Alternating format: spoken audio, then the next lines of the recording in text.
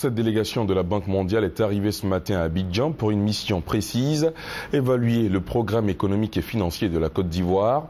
Les administrateurs de la Banque mondiale vont séjourner en Côte d'Ivoire jusqu'au 11 février. Ils seront reçus par le président de la République, Alassane Ouattara. Jean-Jacques Ouaméala. Depuis 9h30 ce mercredi, les administrateurs du conseil d'administration de la Banque mondiale sont en Côte d'Ivoire. Au nombre de 9 sur les 25, la délégation a été accueillie par les ministres de l'économie et des finances et de l'industrie. Tout de suite, une séance de travail à huis clos a été organisée dans l'enceinte du salon d'honneur de l'aéroport international Félix Houphouët-Boigny. Après 30 minutes de discussion avec les membres du gouvernement, le chef de la délégation de la Banque mondiale, George Frieden, a donné l'essence de leur mission en Côte d'Ivoire. Et nous sommes là pour écouter la Côte d'Ivoire, les autorités, pour comprendre quels sont vos défis, les choix que vous faites.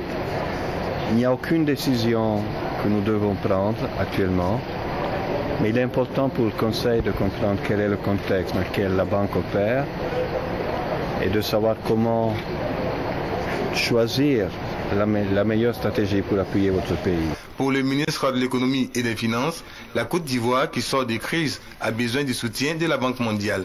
Et cette mission est la bienvenue. Ce sont les administrateurs qui décident du sort des dossiers qui leur sont transmis.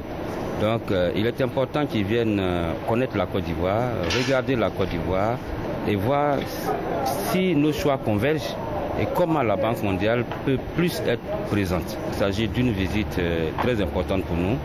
Et comme nous n'avons rien à cacher, alors nous leur demandons de regarder bien la Côte d'Ivoire. Outre les rencontres avec le chef de l'État, les membres du gouvernement, les représentants du secteur privé et de la société civile, la délégation de la Banque mondiale qui séjourne en Côte d'Ivoire jusqu'au 11 février aura des visites sur le terrain.